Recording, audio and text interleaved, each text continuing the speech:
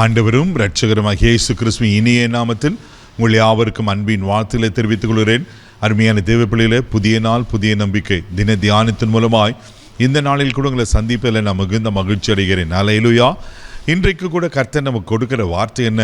ஏசாயா தீர்க்கதரிசியின் புஸ்தகம் 28ஆம் அதிகாரம் 29வது வசனங்களை வாசிக்க கேட்போம். இதுவும் சேனைகளின் கர்த்தராலே உண்டாகிறது, அவர் ஆலோசனையில் ஆச்சரியமானவர், செயலில் மகத்துவமானவர். ஹல்லேலூயா, ஹல்லேலூயா. பாருங்க, நம்ம ஆண்டவர் எப்படிப்பட்டவர்? ஆலோசனையில் ஆச்சரியமானவர். அதனால்தான் அவர் பிறப்பதற்கு 800 ஆண்டுகளுக்கு முன்பாகவே ஏசாயா தீர்க்கதரிசி மூலமாக சொல்லுது, அவர் நாமம் ஆலோசனை கர்த்தர்.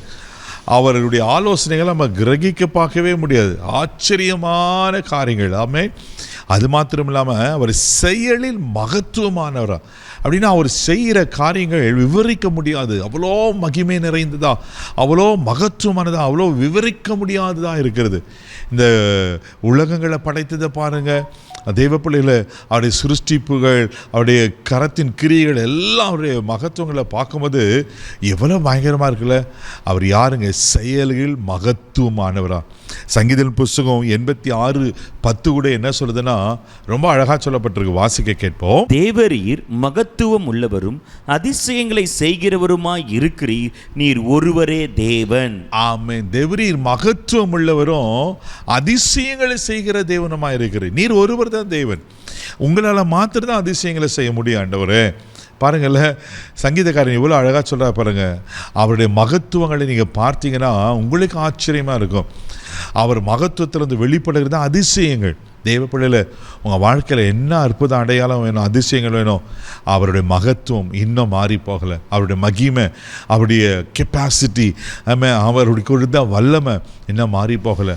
அவருடைய மகத்துவங்கள் எவ்வளோ பெரிதாக இருக்குல்லவா. அவர் மகத்துவங்களை அதிசயங்களை செய்கிறார். யோசித்து பாருங்க, வானத்திலிருந்து மன்னாவை வரவழைக்கிறாரு, எவ்வளோ மகத்துவமான காரியங்களை செய்கிறார், எவ்வளோ அதிசயமான காரியங்களை செய்கிறார். உங்கள் வாழ்க்கையில் அவர் அதிசயத்தை செய்ய உண்மையில் இருக்கிறார். ஆமென். தொடர்ந்து நீங்கள் வாசிப்பீங்கன்னா யாத்திராகமம் புஸ்தகம் 15ஆம் அதிகாரம் 11வது வசனம் கூட இப்படியாய் சொல்லப்பட்டிருக்கிறது. வாசிக்க கேட்போம். கர்த்தாவே, தேவர்களில் உமக்கு ஒப்பானவர் யார்? பரிசுத்தத்தில் மகத்துவம் உள்ளவரும் துதிகளில் பயப்படத்தக்கவரும் அற்புதங்களை செய்கிறவருமாகிய உமக்கு ஒப்பானவர் யார்? அல்லேலூயா. பாருங்க, கர்த்தாவே, தேவர்களில் உமக்கு ஒப்பானவர் யார்? பரிசுத்தத்தில் மகத்துவம் உள்ளவரும் துதிகளில் பயப்படத்தக்கவரும் அற்புதங்களை செய்கிறவர்கள் உமக்கு ஒப்பானவர் யார்? இது எப்போ தெரியுமா சொல்லப்படுகிறது? தேவ பிள்ளையில் செங்கடலை 2 பலக்க பண்ணி ஆண்டவர் பார்வோனுக்கு தன் கைவல்லமையை காண்பித்து ஆண்டவர் தன் மகத்துவமான செயல்களை வெளிப்படுத்த முடித்த பிறகு இங்கே மிரியம் பாடுகிற ஒரு பாடல். இன்றைக்கி அவர் மகத்துவம் குறைந்து போகலை, இன்றைக்கி அவர் அற்புதங்கள் மாறி போகலை. உங்கள் வாழ்க்கையில் என்ன அற்புதம் நடக்கணும், என்ன அதிசயங்களை நீங்கள் காணணும், அவர் மகத்துவத்தினால் இன்றைக்கு உங்களுக்கு செய்ய அவர் உண்மையிலவராக இருக்கிறார். கண்களை மூடி நாம் ஜெபிக்கலாம். அன்பு தகப்பனே, மக நன்றி சொல்லி உம்மை துதிக்கிறோம், உம்மை ஸ்தோத்திரப்பா. நீர் ஆலோசனையில் ஆச்சரியமான கர்த்தர் ஆண்டவரே, செயல்களில் மகத்துவம் உள்ள கர்த்தர் அப்பா. ஆண்டவரே, யாருக்கு என்ன காரியங்களை செயல்படுத்தணுமோ வேண்டி கொண்டிருக்கிறாங்களே, இன்றைக்கு இப்பொழுது உங்கள் மகத்துவம் வெளிப்படும்படியாக ஜெபிக்கிறப்பா.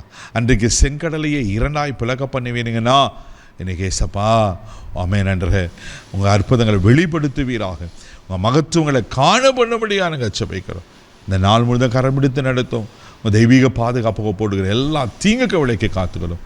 இயேசுவின் மூலம் ஜெபங்களும் பிதாவே, ஆமென். அவர் மகத்துவம் இன்றைக்கு மகிமையாக இருக்கிறது. தைரியமாக போங்க. God bless you.